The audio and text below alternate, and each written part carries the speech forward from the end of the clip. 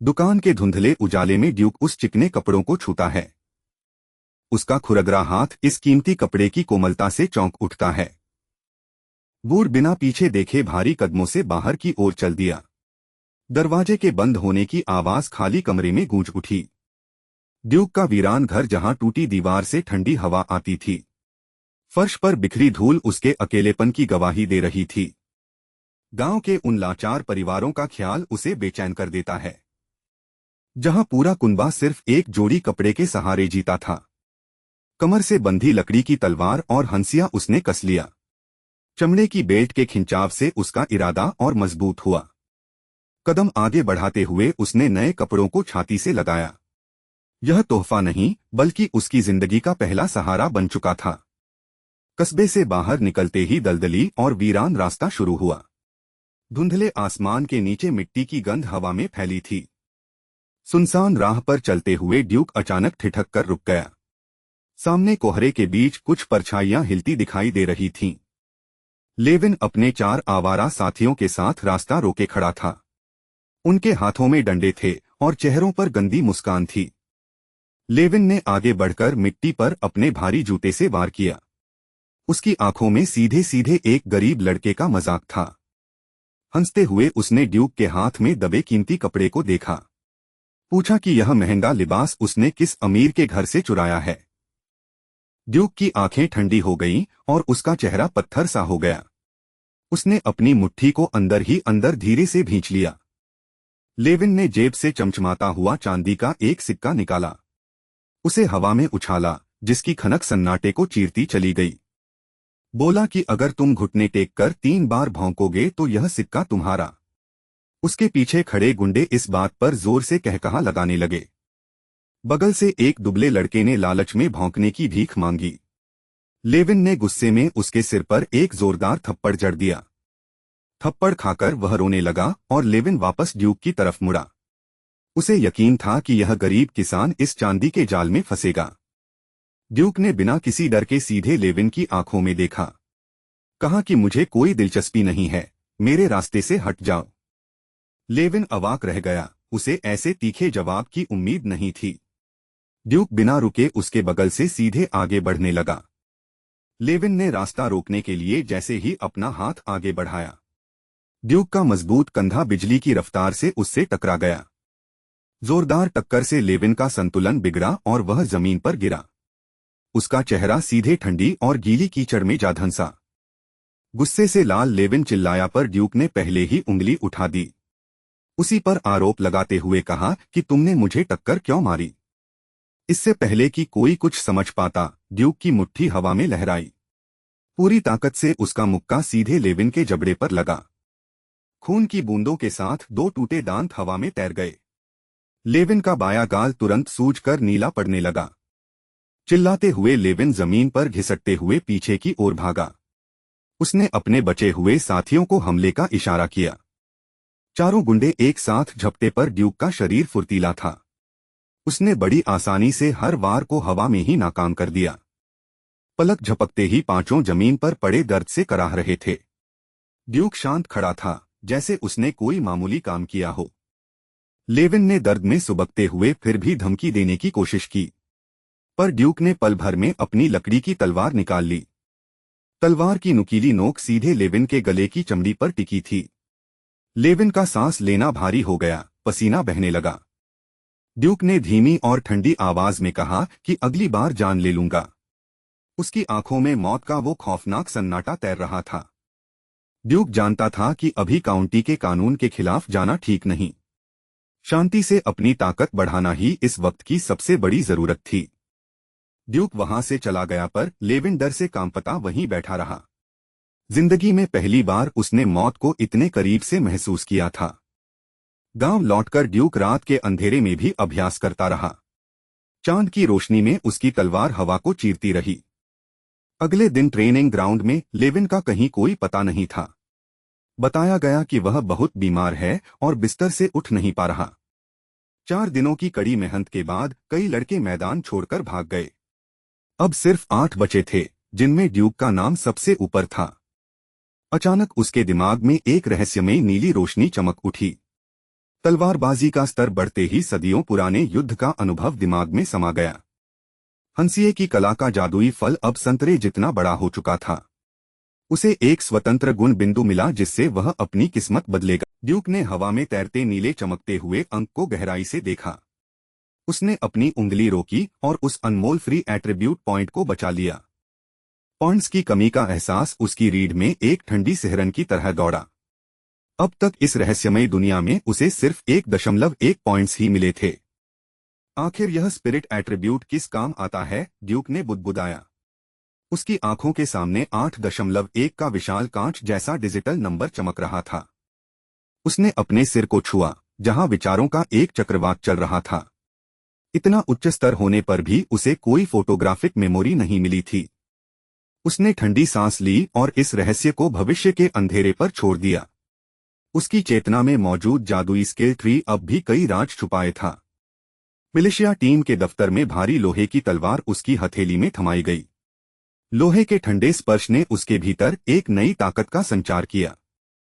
भरे हुए भूरे रंग का चमड़े का आर्मर उसके सीने पर कस दिया गया। कड़क कत्थई चमड़े को छूते ही उसे अपनी सुरक्षा का पूरा एहसास हुआ। दोहरी परतों के बीच सूती कपड़ा और बाहर लोहे का पानी चढ़ा हुआ था। यह आर्मर किसी अभेद्य ढाल की तरह उसके जिस्म पर फिट बैठ गया। पहनने में यह बेहद भारी और असुविधाजनक था, पर भरोसा अटूट था। तलवारों और तीरों के इस खूनी दौर में यह उसकी सबसे बड़ी ढाल था। जिस्म के नाजुक हिस्सों के ढकते ही उसका डर पूरी तरह गायब हो गया। अब वह मौत के मैदान में भी सीधे खड़े रहने का हौसला रखता था। अगले महीने से उसे 10 चांदी के चमकीले सिक्के वेतन में मिलने वाले थे। भूख का वो पुराना खौफ अब हमेशा के लिए खत्म होने जा रहा था। पर इस चांदी की चमक के पीछे मिलिशिया के खूनी कर्तव्य की शर्त थी। ड्यूक को अपनी जान दांव पर लगाकर इस शहर की हिफाजत करनी थी। गश्त लगाने का काम बेहद थकाऊ था, जो दिन और रात में बंटा था। उसे कड़कड़ाती रातों में अंधेरी गलियों का पहरा देना पड़ता था। एंडलैंड टाउन की सुनसान सीमाएं ही उसकी दुनिया का नया दायरा बन चुकी थीं। जंगलों से आती डरावनी आवाजें अक्सर सन्नाटे को चीरकर निकल जाती थीं। 5 मर्दों की टोली में 3 पुराने शिकारी और 2 नए रंगरूट शामिल थे। ड्यूक की पैनी नजरें हर साथी की हरकत को चुपचाप भांप रही थीं। जब वह पूरी वर्दी और भारी तलवार लेकर सड़क पर निकला, मंजर बदल गया। आम लोग सहम कर पीछे हट गए, उनकी आंखों में खौफ साफ था। रात के वक्त शहर के बड़े फाटक पर विशाल अलाव धधक रहा था। लाल लपटों ने ड्यूक के युवा और गंभीर चेहरे को रोशन कर दिया। कड़ाके की बर्फीली हवा हड्डियों को अंदर तक कंपा देने पर आमादा थी। बाकी सिपाही आग के पास दुबककर अपनी हथेलियां सेंक रहे थे। ड्यूक का बदन जैसे ही गर्म हुआ, उसने अपनी चमचमाती तलवार खींच ली। सन्नाटे को चीरते हुए उसकी तलवार हवा में बुनियादी पैंतरे बदलने लगी। बाकी 4 सिपाही उसे पागल समझकर ठंडी आहें भर रहे थे। वे जानते थे कि यह लड़का जुनून की हद तक हर पल सीखता है। उनकी नजर में इस मामूली तलवारबाजी को दोहराना वक्त की बर्बादी मात्र था। कोई नहीं जानता था कि ड्यूक के दिमाग में क्या खेल चल रहा था। टोली का नायक हैंसन था, जिसके चेहरे पर पुराने जख्मों के निशान थे। उसने वीरा और गोंडोर साम्राज्य के भयानक कत्लेआम को करीब से देखा था। हैंसन ने सिगरेट का धुआं उड़ाते हुए कहा, यह सब बेकार है ड्यूक। असली जंग के बिना तुम मिस्टर वुड जितने ताकतवर कभी नहीं बन सकते। अगर सच में आसमान छूना है तो तुम्हें एक नाइट बनना होगा। हैंसन की आंखों में पुरानी हार का एक गहरा दर्द साफ झलक रहा था। हैंसन भाई, नाइट बनने का रास्ता क्या है? ड्यूक ने पूछा। उसने अपनी तलवार को नीचे झुकाया और उसकी तरफ उम्मीद से देखा। ब्रीदिंग टेक्निक सिर्फ बड़े नवाबों और रईसों की तिजोरियों में बंद है। अर्ल हार्डी की नजरों में आए बिना तुम्हें वो कभी नहीं मिल सकती। ड्यूक ने जलती हुई लकड़ियों के बिखरते हुए अंगारों को चुपचाप देखा। उसकी काली आंखों में आग की लपटें किसी जलते ख्वाब की तरह नाचीं। बिना किसी ऊंचे खानदान या सिफारिश के अर्ल को रिझाना नामुमकिन था। वह जानता था कि इस जालिम दुनिया में उसकी हैसियत कुछ भी नहीं थी। उसने गहरी सांस ली और अपने दिमाग के जादुई स्क्रीन को देखा। बुनियादी तलवारबाजी LV2 420/500 का आंकड़ा सामने चमक उठा। मंजिल बेहद करीब थी और यह लंबी रात गुजारने का सबसे बेहतरीन जरिया था। उसकी तलवार फिर से हवा को चीरती हुई बिजली की तरह कौंधने लगी। हेंसन और उसके साथी हंसते हुए अपनी कंबलों में दुबक कर सो गए। पूरी रात सिर्फ ड्यूक के कदमों की आहट और तलवार की गूंज रही। अंधेरी रात धीरे धीरे छंट गई और सुबह की पहली किरण आसमान पर बिखरी। अलाव बुझ चुका था, सिर्फ गर्म राख का एक ढेर वहां बाकी बचा था। अगली टोली के आते ही ड्यूक थके हुए कदमों से अपने घर लौटा। अजीब बात थी कि पूरी रात जागने के बाद भी वह तरोताजा था। उसके दिमाग के भीतर स्किल ट्री का वो हरा पत्ता फूल बन चुका था। तलवारबाजी का स्तर बढ़ा, फुर्ती +1 का संदेश तैरने लगा। उसने अपनी नई ताकत को अपनी रगों में तेजी से दौड़ते महसूस किया। संविधान 5.7, ताकत 5.9, फुर्ती 6.1, स्पिरिट 8.1, फ्री पॉइंट 1। उसका शरीर रुई की तरह हल्का और बाज की तरह फुर्तीला हो चुका था। कीचड़ से भरे रास्ते पर एक कदम से ही वह कई मीटर आगे कूद गया। सदियों का खूनी तजुर्बा और तलवार चलाने की कला उसके दिमाग में छप गई। अब वह अकेला ही कई पुराने तजुर्बेकार सिपाहियों को धूल चटा सकता था। यीनिंग गांव के अपने छोटे से कमरे में आते ही वह गहरी नींद सो गया। पेट भरा होने के कारण आज उसे भूख की तड़प से जागना नहीं पड़ा। अचानक दरवाजे पर किसी ने बहुत जोर से और घबराकर दस्तक दी। ड्यूक, ओ ड्यूक, क्या तुम अंदर हो? एक लड़की की चीख गूंजी। उसने हड़बड़ाकर दरवाजा खोला। सामने पड़ोसी जॉन की बेटी लॉय खड़ी थी। लॉय जो अर्ल हार्डी के आलीशान बागानों में दासी का काम करती थी। उसके चेहरे पर हवाइयां उड़ रही थीं और आंखें आंसुओं से भरी थीं। लॉय आमतौर पर महीने में सिर्फ एक बार ही अपने घर लौटती थी। लॉय दीदी, क्या बात है? तुम इतनी डरी हुई क्यों हो? ड्यूक ने पूछा। उसने लॉय के कांपते हुए हाथों को देखकर अपनी तलवार पर हाथ रखा। मेरे माँ बाप दक्षिणी खदान में काम करने गए थे और लौटे नहीं। 7 दिन बीत चुके हैं, पूरे गांव में किसी ने उन्हें नहीं देखा। ड्यूक का माथा ठनका, क्योंकि 7 दिन का समय बहुत ज्यादा होता है। वह खदान अर्ल हार्डी की थी, जहां मजदूर सिर्फ 2-3 दिन टिक पाते थे। तुम घबराओ मत लॉय दीदी, मैं अभी शहर के दफ्तर जाता हूँ। मिस्टर वुड को जरूर पता होगा कि उस खदान में क्या चल रहा है।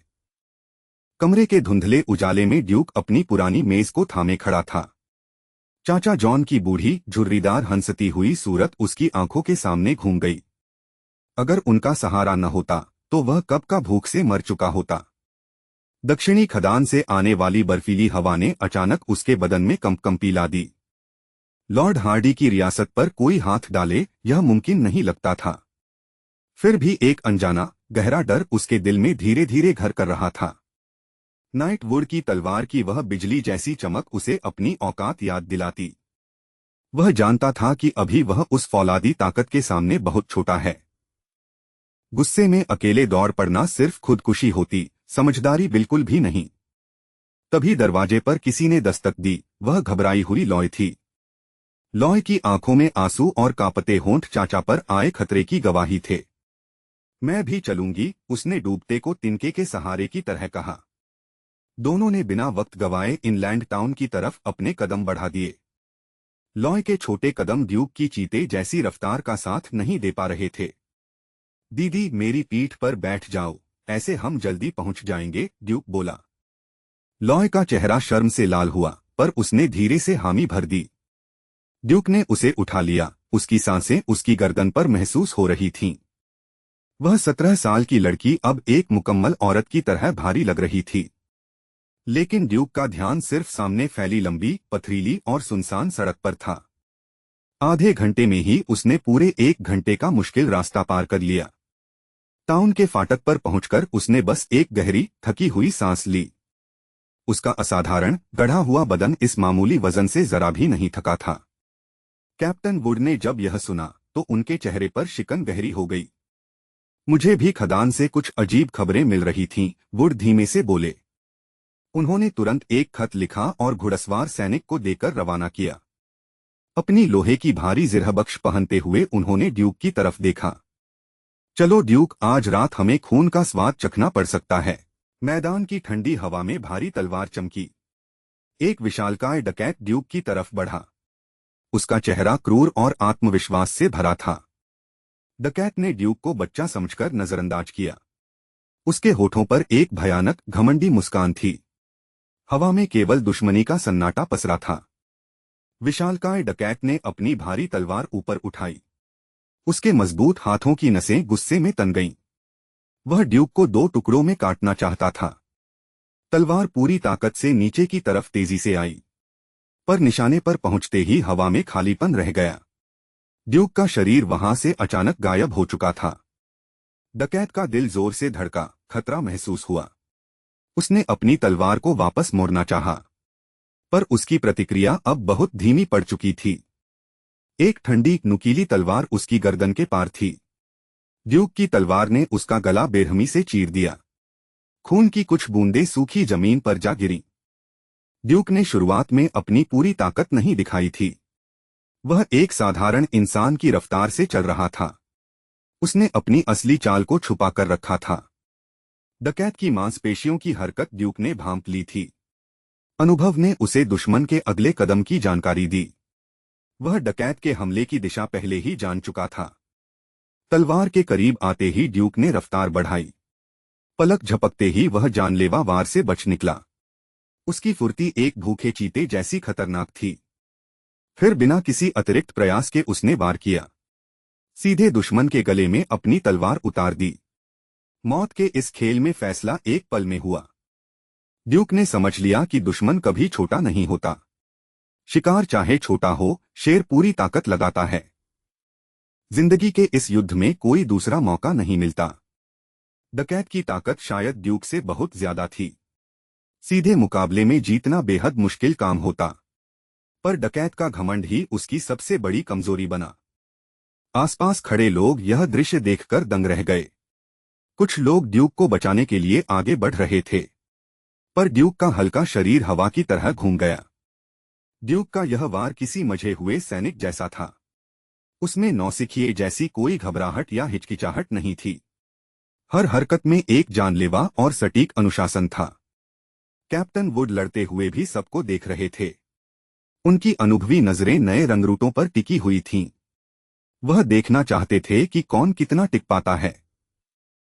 वुड ने पहला कत्ल बहुत खौफनाक तरीके से किया था। यह नए लड़कों के हौसले की एक कठिन परीक्षा थी। डरना स्वाभाविक था, पर ड्यूक बिल्कुल शांत रहा। ड्यूक के चेहरे पर केवल एक हल्का सा तनाव था। उसने बुनियादी तलवारबाजी का सबसे बेहतरीन प्रदर्शन किया। उसका वार बहते हुए पानी की तरह बेहद सहज था।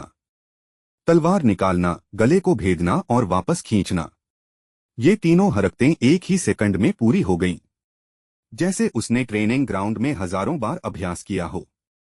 वुड ने ध्यान से ड्यूक के चेहरे के भाव देखे। वहां न कोई डर था, न कोई उत्तेजना थी। तलवार पकड़ने वाला हाथ पत्थर की तरह स्थिर था। अगर वुड उसका इतिहास पहले से नहीं जानते होते, तो वे उसे युद्ध का एक पुराना सिपाही समझते। ड्यूक के पास अद्भुत और ईश्वरीय युद्ध प्रतिभा थी। जमीन पर डकैत की लाश गिरते ही हलचल बढ़ी। ड्यूक बिना रुके अगले दुश्मन की तरफ तेजी से झपटा। सामने वाला दुश्मन दुबला और बेहद फुर्तीला था। नया दुश्मन ड्यूक के पिछले वार को देख चुका था। वह पूरी सावधानी से अपनी तलवार संभाल रहा था। दोनों की तलवारें आपस में टकराकर चिंगारियां छोड़ने लगीं। धातु की तीखी आवाजें पूरे मैदान में गूंज रही थीं। कुछ मिनटों तक दोनों में से कोई पीछे नहीं हटा। ड्यूक ने धीरे धीरे उसकी ताकत और कमजोरी पहचान ली। सीधे लड़कर इस फुर्तीले दुश्मन को हराना मुश्किल था। ड्यूक ने बिना समय गवाए अपनी गुप्त शक्ति सोची। कौशल वृक्ष, अब ताकत में एक बिंदु बढ़ाओ। उसकी ताकत का स्तर अचानक बढ़कर 6.9 हुआ। हड्डियां और मांसपेशियां अंदर से और मजबूत हो गईं। उसके शरीर में असीमित ऊर्जा का संचार होने लगा। ड्यूक ने अपनी लोहे की तलवार पूरी ताकत से घुमाई। दुबले आदमी के हाथ कंपन से सुन्न होने लगे। वह हैरान था कि ड्यूक की ताकत अचानक कैसे बढ़ी। ड्यूक ने उसे संभलने का कोई मौका नहीं दिया। लगातार होते हमलों से दुश्मन का डिफेंस टूट गया। तलवार ने उसके कंधे और गर्दन को गहरे जख्म दिए। 1 पॉइंट ताकत बढ़ने का असर उम्मीद से ज्यादा था। दुबले डकैत के गिरते ही युद्ध का अंत करीब आया। कैप्टन वुड की मिलिशिया टीम हर तरफ हावी थी। कुल 27 डकैतों को चारों तरफ से घेर लिया गया।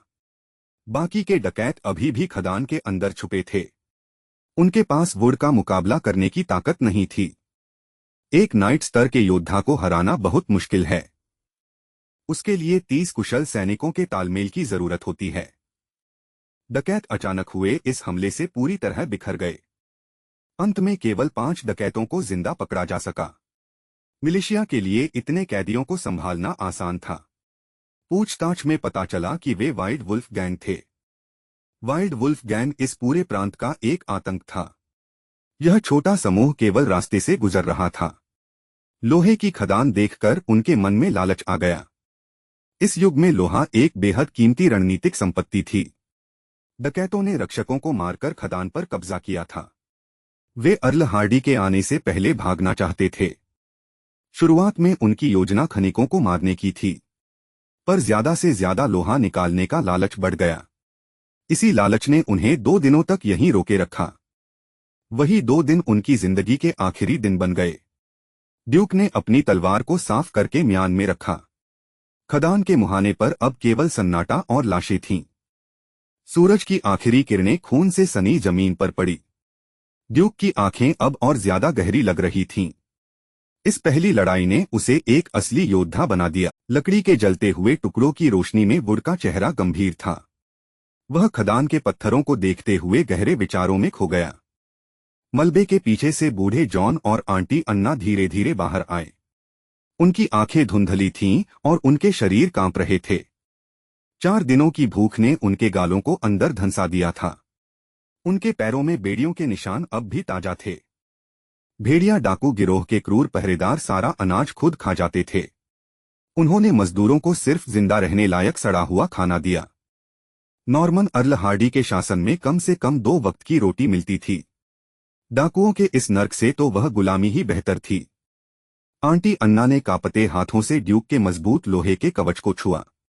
उनकी फटी आंखों में यकीन और आंसू दोनों एक साथ थे। ड्यूक, क्या सच में यह तुम हो? आंटी अन्ना की आवाज कांप गई। उनके दिमाग में अभी भी वह दुबला पतला बच्चा घूम रहा था। धूल और कीचड़ से सना रहने वाला लड़का अब एक रक्षक बन चुका था।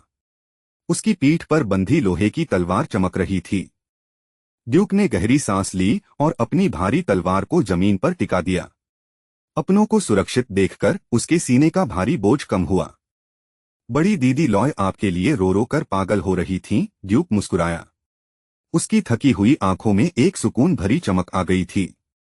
मजदूरों ने वुड और उसके सैनिकों के सामने अपने घुटने टेक दिए।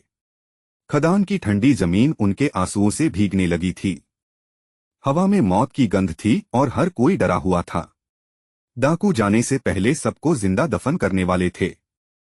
सुरंग के अंधेरे कोने में 3 लाशें सफेद कपड़े से ढकी थीं। वे भूख और मार के कारण दम तोड़ चुके मजदूर थे।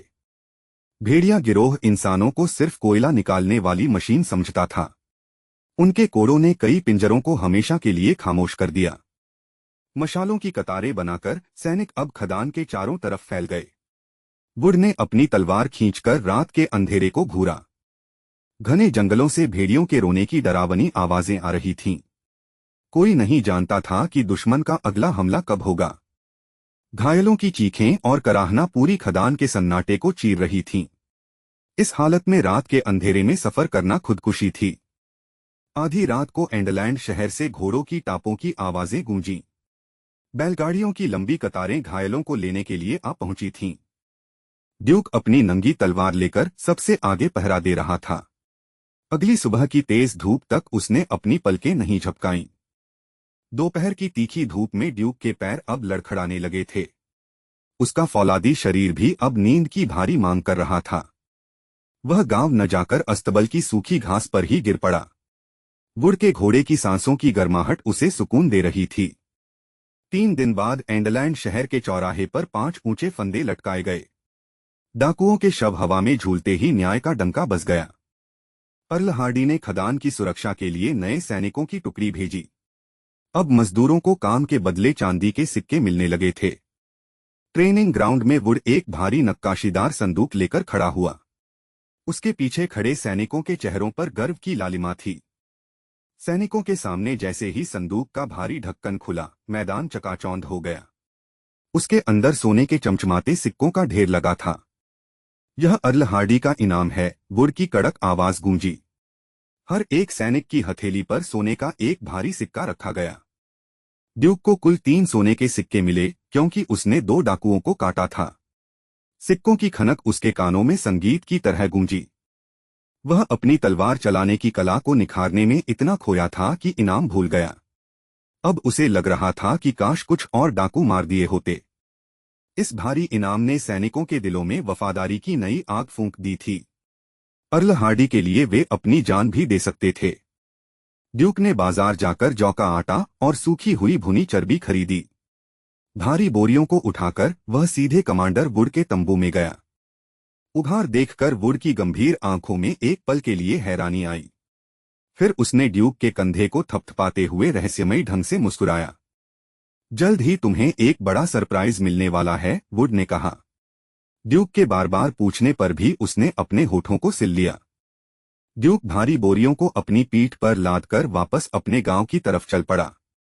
शाम की ठंडी हवाएं उसके थके चेहरे को छू रही थीं। उसने अपने पड़ोसी बूढ़े जॉन के जर्जर लकड़ी के दरवाजे पर दस्तक दी। अंदर से आंटी अन्ना के खांसने की कमजोर आवाज आ रही थी। यह आटा और मांस रखिए, आपको इसकी सबसे ज्यादा जरूरत है, ड्यूक ने कहा। जॉन ने भारी बोरी देखकर इनकार में अपने हाथ पीछे खींच लिए। यह बहुत कीमती है बेटा, इसे तुम खुद खाओ, जॉन की आंखें भर आईं। ड्यूक ने हंसकर बोरी को घर के अंदर रख दिया और मुस्कुराया। ड्यूक ने घर का पुराना भारी लकड़ी का दरवाजा बंद किया और गहरी सांस ली। बाजार से लाया खुरदरा आटा उसने मेज पर फैलाया, जहां सन्नाटा पसरा हुआ था। धीमी आंच पर बेक हुआ ब्रेड दिखने में साधारण था, पर सुगंध लाजवाब थी। तसले में सूअर का सूखा मांस रखा था, जो लाल भूरे रंग का और चमकदार था। चाकू की धार से उसने मांस का 1/3 हिस्सा सलीके से अलग कर दिया। भाप उठते ही मांस के मसालों की भीनी महक पूरे कमरे में तैरने लगी। खिड़की से आती ठंडी हवा भी उस तीखी, लजीज खुशबू को दबा नहीं सकी। गर्म मांस का टुकड़ा उसने सीधे मुंह में डाला, आंखों में संतोष उतर आया। महीनों बाद जीभ पर पिघलती चर्बी का स्वाद पाकर वह थकावट भूल गया। पलक झपकते ही उसने ब्रेड का आखिरी टुकड़ा भी पेट में उतार लिया। यह तृप्ति उसे इस अनजानी दुनिया में आने के बाद पहली बार मिली थी। सोचकर उसका माथा ठनका कि इस मामूली भोजन में 50 चांदी के सिक्के उड़ गए। अंकल जॉन का परिवार तो त्योहारों पर भी मांस का ऐसा टुकड़ा नहीं काटता। पेट भरते ही उसने आंगन में अपनी भारी लोहे की तलवार उठा ली। हवा को चीरती ब्लेड की चमक के साथ नीली जादुई प्रणाली चमक उठी। बुनियादी तलवारबाजी स्तर 3 67/700 का धुंधला अक्षर सामने तैरने लगा। उस भयानक रात की असली जंग ने उसकी काबिलियत को अचानक बढ़ा दिया था। घंटों अभ्यास की थकान उसकी रगों में फौलाद बनकर जमने लगी थी। आसमान में जब तक तारे पूरी तरह नहीं चमके वह वार करता रहा। 15 दिन बीत गए, टाउन का माहौल बिल्कुल शांत और ठहरा हुआ था। ड्यूक रोज गश्त करता और खुद को इस खामोश जिंदगी में ढालता रहा। तभी उसके भीतर के जादुई पेड़ पर एक हल्का हरा फल उग आया। बुनियादी तलवारबाजी स्तर 4 0/1000 का नया संदेश स्क्रीन पर चमका। संविधान 6.2, ताकत 7.2, चपलता 6.5, आत्मा 8.1 के अंक बदल गए। वह ठिठक गया, इस बार मिले अंक दरांती के स्तर से काफी कम थे। क्या मेरी ताकत अब अपनी चरम सीमा के करीब पहुंच रही है, उसने सोचा। उसे समझ आया कि अब बिना फ्री एट्रीब्यूट पॉइंट्स के आगे बढ़ना मुश्किल होगा। रात की गश्त के दौरान हवा में अजीब सी कड़वाहट और भारीपन महसूस हुआ। हाथ में मशाल थामे ड्यूक एंडरलैंड टाउन की सूनी गलियों को देख रहा था। शराब खाने के शोर के अलावा पूरा कस्बा मौत की नींद सोया हुआ था। माइन की जंग के बाद मिलिशिया टीम के बुजुर्ग सैनिक उससे कतराते थे। उसकी अनथीन ताकत और तलवार की रफ्तार से हर कोई डरने लगा था। दस्ते के आगे चलते हुए उसने टाउन के मुहाने पर कुछ साए देखे। अंधेरे में लिपटे उन अजनबियों को देखकर ड्यूक का हाथ तलवार पर गया। कौन हो तुम लोग और इस वक्त यहाँ क्या कर रहे हो, उसने टोका। एक लबादा ओढ़े शख्स ने मुस्कुराते हुए कदम आगे बढ़ाए, चेहरा छिपा था। हम भटकते हुए व्यापारी हैं हुजूर, बाहर का रास्ता बहुत असुरक्षित है।